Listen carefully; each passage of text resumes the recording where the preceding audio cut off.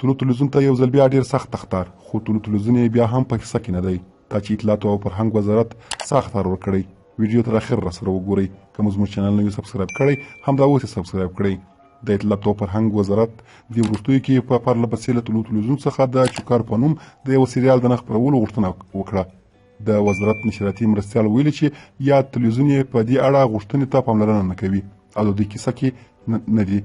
هغوی خبرداری ورکړی چې د دې خبرې د نه عملي کېدو په صورت کې به طلوع تلویزیون ضروري نغدي جریمه کړي.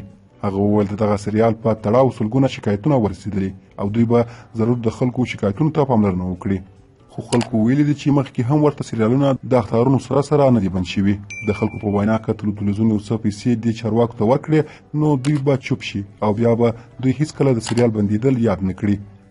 دوستانو ویډیو مو هم دومره وه. که تاسې هم کوم نظر لرئ نو ضرور یې کومنټ کې ولیکئ او چینل سبسکرایب کړئ.